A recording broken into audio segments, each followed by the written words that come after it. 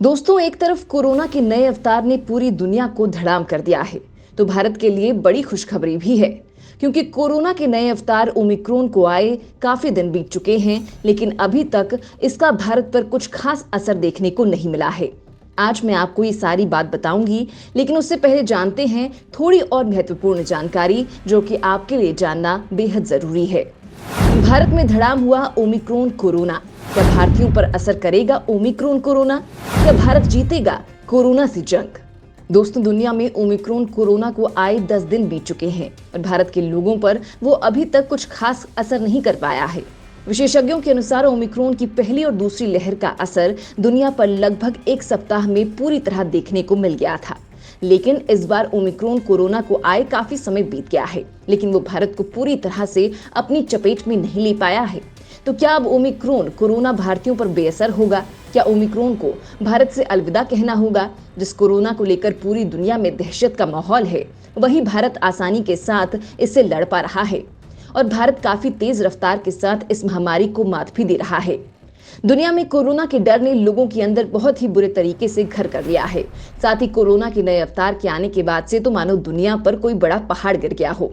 क्योंकि दोस्तों, एक बाद एक क्षति दुनिया कोरोना की लहरों के कारण झेल चुकी है और अब ओमिक्रॉन कोरोना के आने से वो और भी ज्यादा दहशत में आ गए हैं। जी हाँ, एक तरफ भारत में कोरोना के मामले तेजी से गिर रहे हैं, तो वहीं दुनिया में ओमिक्रॉन कोरोना अपना फन उठाए बैठ गया है। अब सवाल ये उठता है कि क्या कोरोना के और भी अवतार दुनिया पर हमला बोलने वाले हैं? क्या दुनिया में इससे भी भयावह स्थिति उत्पन्न होने वाली है? आखिर कोरोना का हर रोज आने वाला आंकड़ा क्या कहता है और क्या कहना है कोरोना विशेषज्ञों का?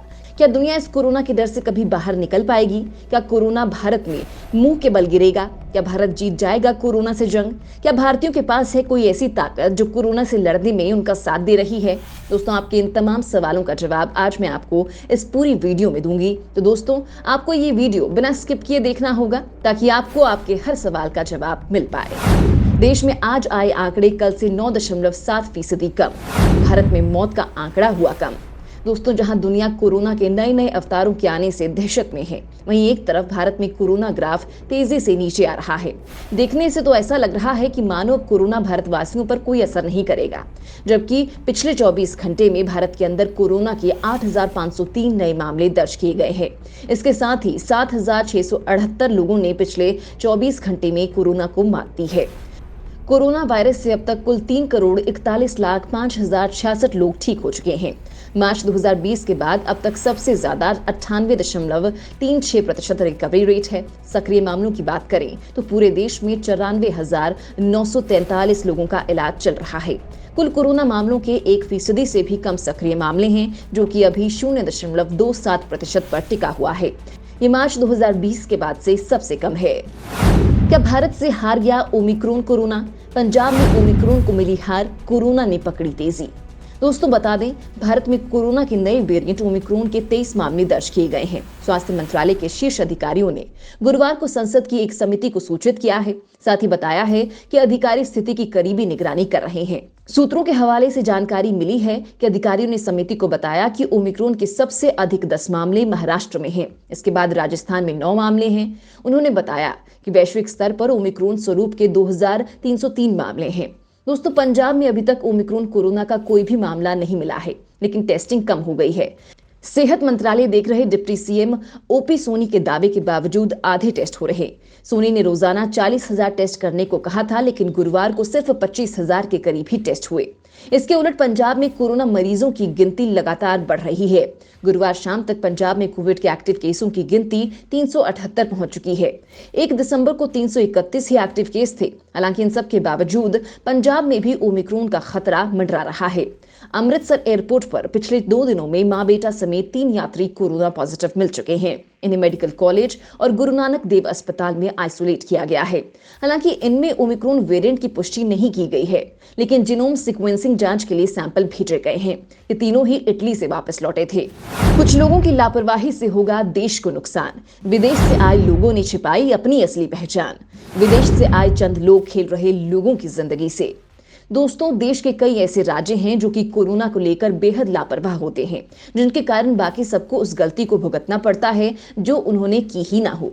ऐसा ही कुछ हो रहा है देश के राज्य छत्तीसगढ़ में, जहां कोरोना के बढ़ने की सबसे बड़ी वजह लोगों की लापरवाही है। विदेश से लौटे लोग अब दूसरों की जान से खेल रहे हैं। जिले में 252 लोग विदेश से लौटे हैं। इनमें से 29 का अभी तक कुछ पता नहीं है। इन लोगों ने अपनी पहचान छिपाने के लिए एड्रेस गलत दिया है। ऐसे में कोरोना टेस्ट तक नहीं हो सके हैं। स्वास्थ्य विभाग की टीम लगातार इन लोगों की पहचान करने का प्रयास कर रही है। लेकिन दोस्तों, हम में से किसी को भी अधिकार नहीं है कि हम लोग पूरे देश की लोगों की जिंदगियों से खेलें। इसलिए आप सबसे मेरी भी अपील है कि कोरोना को लेकर सरकार ने जो भी नियम बनाए हैं उसका पालन आप करें। राजस्थान से आई बड़ी खुशखबरी। राजस्थान में 9 ओमिक्रॉन संक्रमित हुए ठीक। सब्जेक्ट एक्सपर्ट कमेटी की बैठक होगी आज।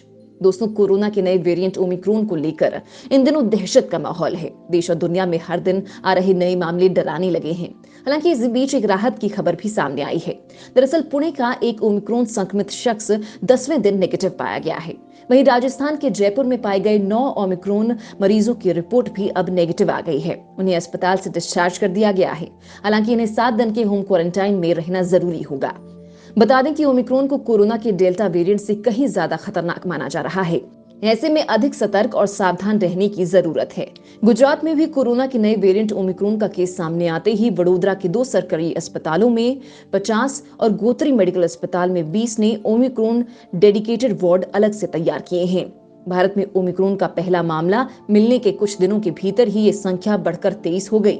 इनमें ज्यादातर मामलों में हल्के लक्षण दिखाई पड़ रहे हैं। वहीं सिर्फ राजस्थान में मिले 10 मामले असिम्टोमेटिक हैं, यानी इन मरीजों में कोई भी लक्षण देखने को नहीं मिले हैं। आपको बता दें कि देश में ओमिक्रॉन वेरिएंट के कारण कोरोना संक्रमण की तीसरी लहर फैलने का खतरा मंडरा रहा है। इस बीच कोरोना वैक्सीन की बूस्टर डोज देने की भी तैयारी तेज हो गई है। इसके लिए केंद्र सरकार की तरफ से कोरोना वायरस को गठित सब्जेक्ट एक्सपर्ट कमेटी शुक्रवार को मीटिंग करेगी। इस मीटिंग में तय हो सकता है कि देश में बूस्टर डोज कब से दी जाएगी और शुरुआत में किन्हें बूस्टर डोज सबसे पहले मिलेगी। हालांकि एसिम्प्टोमेटिक मरीजों को लेकर ज्यादा रिस्क है, क्योंकि ऐसे लोग ना तो टेस्टिंग कराते हैं और ना ही खुद को आइसोलेट करते हैं। इस वेरिएंट में कम से कम लक्षण वाले मरीज सबसे तेजी से संक्रमण को फैलाते हैं। आइए आपको बताते हैं कि कैसे होते हैं ओमिक्रॉन के लक्षण। ओमिक्रॉन के लक्षणों की बात करें तो इसमें सामान्य सर्दी जुकाम महसूस होता है। इसके अलावा वैज्ञानिकों को ओमिक्रॉन में कोई गंभीर लक्षण अभी तक नजर नहीं आया है। इसमें कोरोना के पहले के वेरिएंट की तरह सांस लेने में दिक्कत जैसी परेशानियां भी नहीं हो रही हैं। दोस्तों, आपको हमारी जानकारी कैसी लगी ये कमेंट करके जरूर बताएं।